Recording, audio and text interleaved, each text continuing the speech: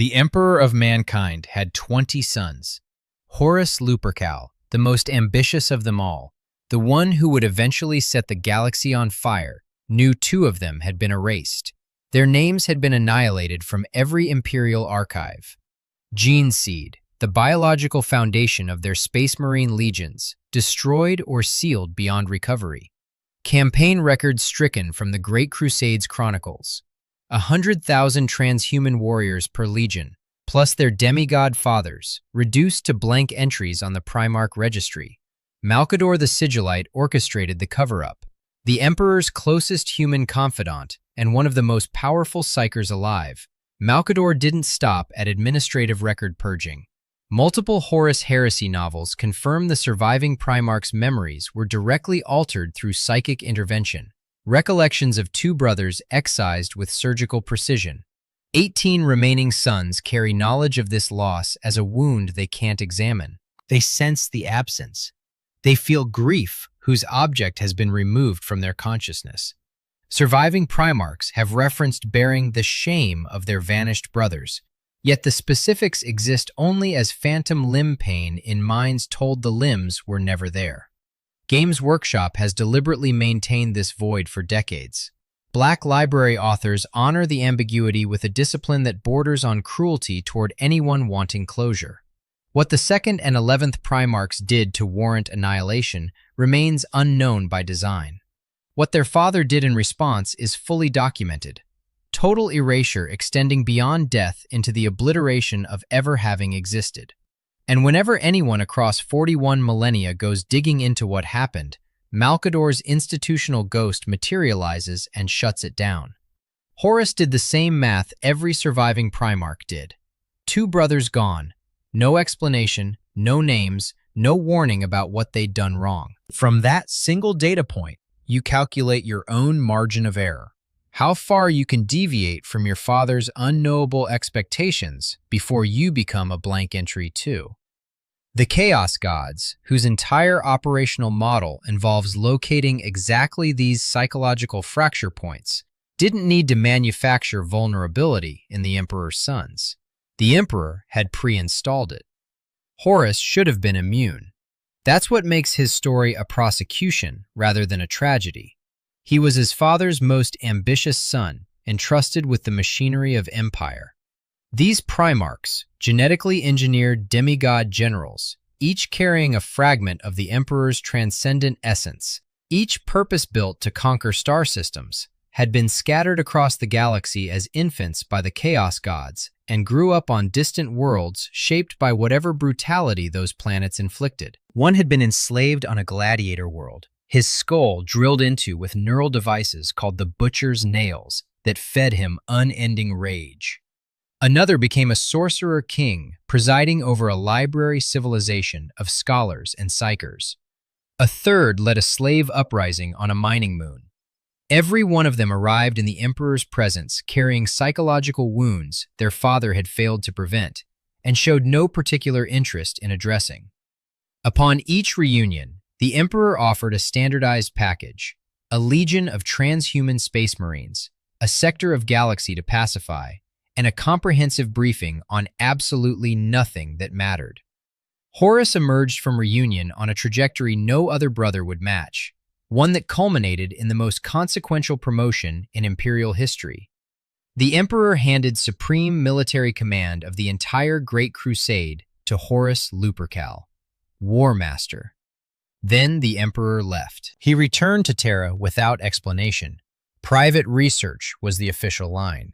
What private research actually meant, the Emperor was sitting on the golden throne within the Imperial palace, channeling immense psychic power into maintaining delicate wards that held open a breach into the ancient Eldari Webway, a network of tunnels through a subdimension of the warp, the psychic nightmare dimension through which every Imperial vessel traveled.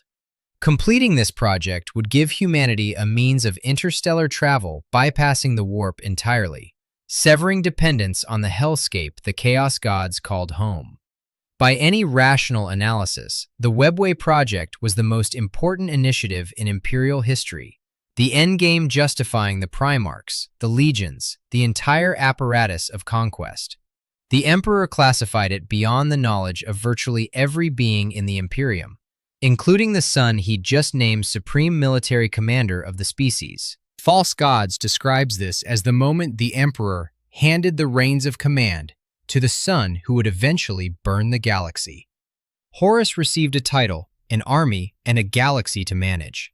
He received no explanation for why his father, the being whose approval had structured his entire existence, had vanished behind a locked door. A promotion and an abandonment delivered simultaneously, and no mechanism in the Emperor's system for a son to ask why. The other Primarchs looked to Horus for answers he didn't have about a father who wouldn't explain himself. Brothers already fracturing under the weight of their own unaddressed wounds now directed their confusion and resentment at the one brother standing in their father's empty place. The Emperor's pathological secrecy, emotional abandonment, and arrogance didn't just enable the Horus Heresy, they built the architecture Horus burned down. The humiliation at Monarchia had carved a devotional void in Lorgar that the Emperor offered nothing to fill. Angron, the gladiator slave of Nuceria, had been leading a doomed revolt alongside 1,000 mortal companions he loved. The Emperor teleported Angron to safety and left every one of those companions to die. Neither brother was given an apology, an explanation, or a reason to believe their father considered them anything beyond malfunctioning equipment. These humiliations accumulated across the Great Crusade. Brothers retreated into silence, obsession, rage. The Emperor ignored every warning sign with the serene confidence of a being who'd survived millennia and couldn't conceive that his instruments might develop opinions about their handling. And Horus's own breaking point proved the thesis more devastatingly than any brother's. The world was Davin, tainted by warp influence the Emperor had never taught anyone to recognize. Corrupted by entities the Emperor had refused to name. Corrupted by the dark powers the Emperor had never warned anyone about. Horus turned. Nobody in his inner circle possessed the knowledge to understand what was actually happening. The Emperor had kept his sons ignorant of the warp's predatory intelligence, and that ignorance killed the Imperium on a backwater world. The Chaos Gods didn't need to fabricate their corruption from nothing. The Emperor had treated his sons as instruments. He'd erased 2 of them without explanation, abandoned the crusade without offering context, and built beings capable of love and grief, and the specific anguish of a neglected child. Then managed their emotional architecture through classification protocols rather than conversation. Every manipulation Chaos performed rested on foundations the Emperor had poured himself, and the mortar between those stones was silence. Horus emerged from Davin changed. The man who went in didn't come out. False Gods tracks his corruption through this specific fracture. A father who loaded impossible responsibility onto his most ambitious son and vanished behind a locked door without saying why. Horus didn't fall because he was weak, and he didn't fall because chaos was irresistible. Decades of his father's silence weighed more than a lifetime of battles fought in his father's name. When the dark gods offered answers the Emperor refused to provide, Horus weighed what he knew against what he'd been denied and found the scales wouldn't balance. Chaos lied about plenty, but chaos communicated, and that put the dark gods ahead of the Emperor by a considerable margin. Once Horus turned, his father's system became the weapon that destroyed his father's empire. Every structural feature designed to maintain control, unquestioning obedience through the command chain, compartmentalized information, authority flowing downward with no mechanism for descent, fed the rebellion like dry brush feeds wildfire. Horus didn't need to redesign Imperial architecture.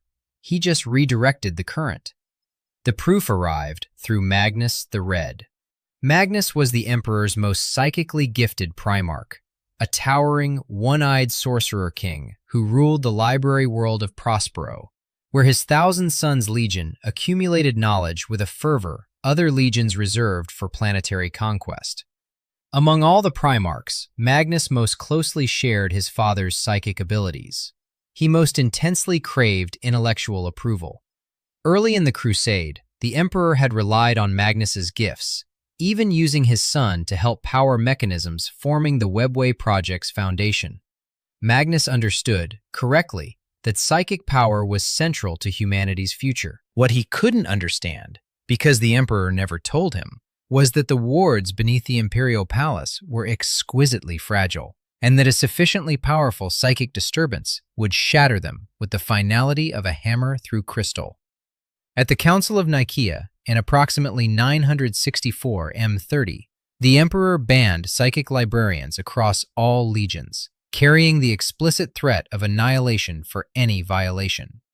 At that exact moment, the Emperor was personally channeling psychic energy through psychic wards to maintain a psychic breach into an alien psychic network from a psychic amplification device called the Golden Throne. He outlawed his most gifted son's identity while practicing that identity at industrial scale behind a locked door. Magnus, despite anguish documented across the Horus Heresy novels, tried to comply. Ordered his legion to cease psychic practice, attempted to obey a command he couldn't understand from a father who wouldn't explain himself. Then he learned Horus had fallen to chaos on Davin. Every strand of the Emperor's secrecy knotted into a noose. Magnus knew his father needed warning. The Edict of Nicaea forbade the only method available to deliver that warning across galactic distances: an astropathic message, slow, unreliable, months in transit, likely intercepted by the very traitor it warned about, wasn't good enough. Magnus chose his father's survival over his father's edict.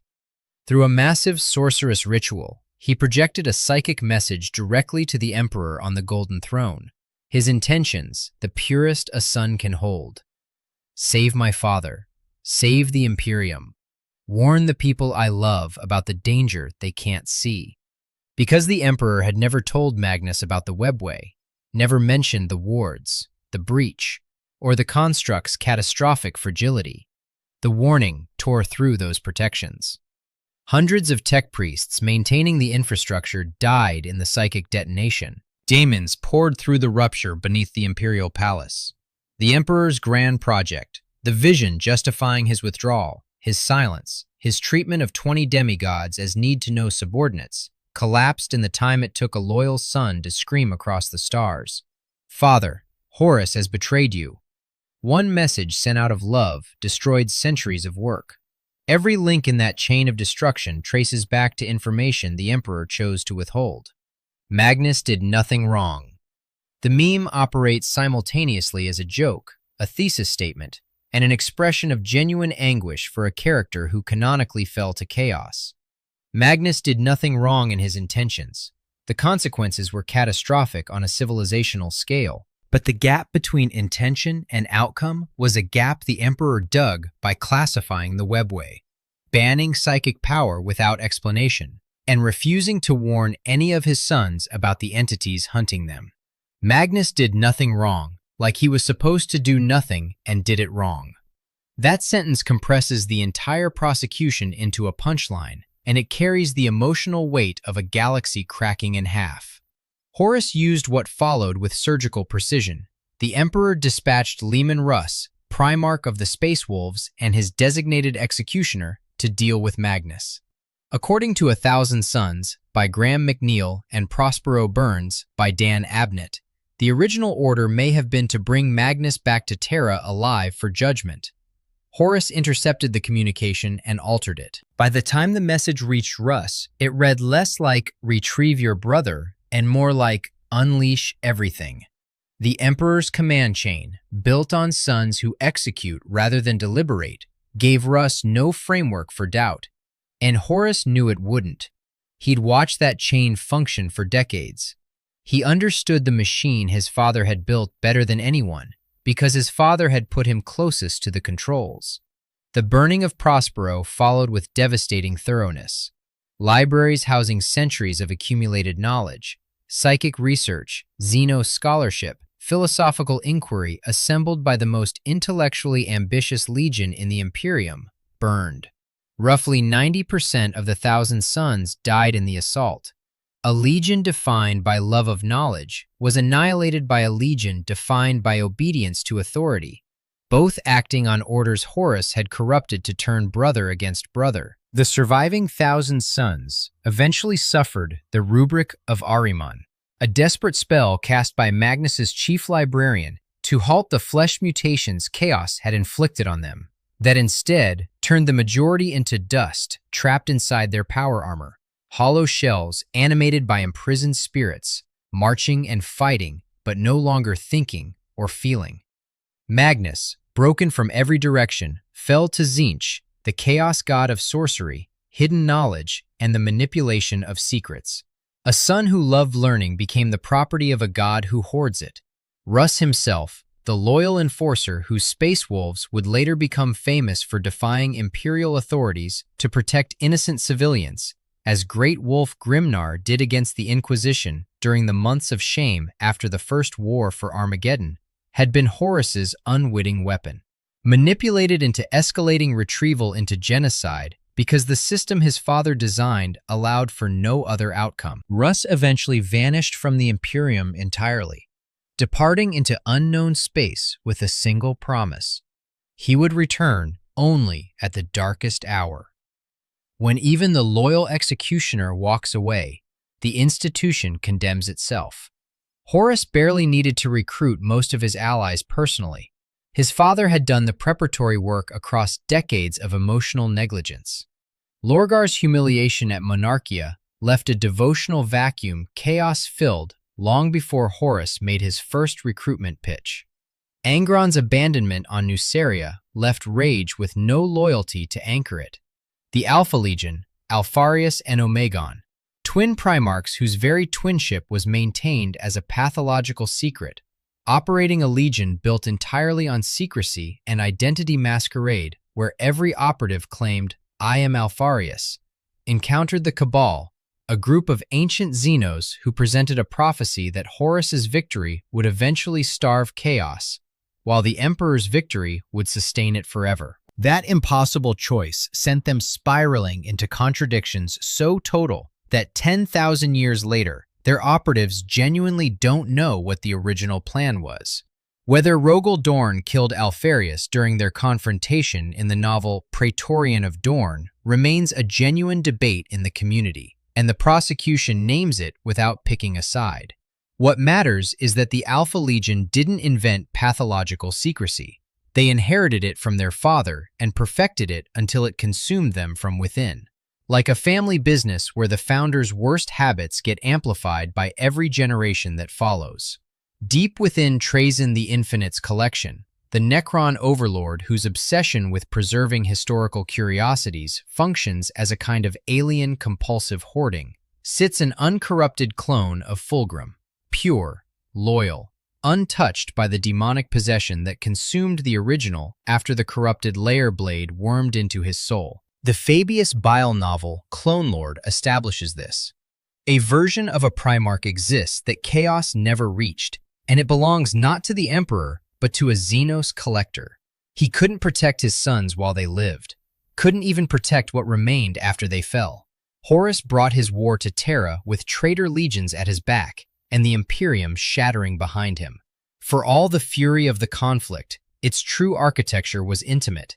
A son besieging his father's house, demanding acknowledgement through the only language the Emperor's system had ever taught, escalating violence.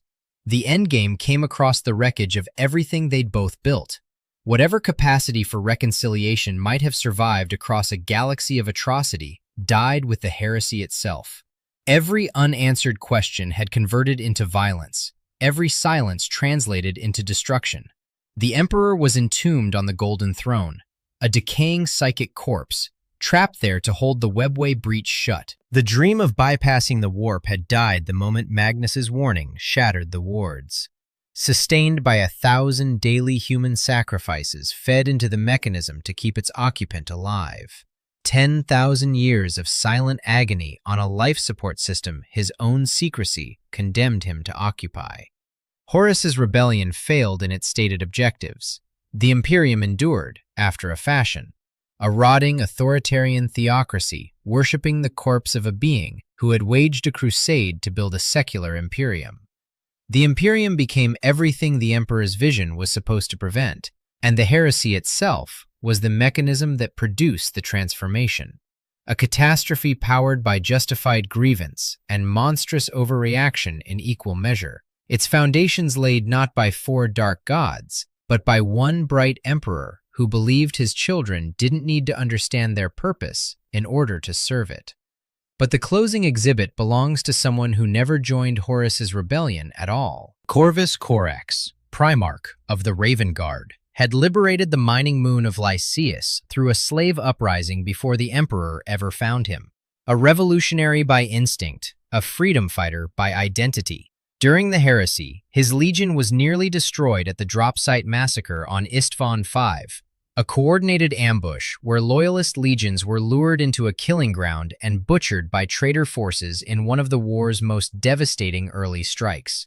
Corax escaped with the shattered remnant of his legion, bloodied but unbroken. He stayed loyal through the worst of the war, gave everything the Imperium demanded, and asked for nothing the Imperium couldn't provide.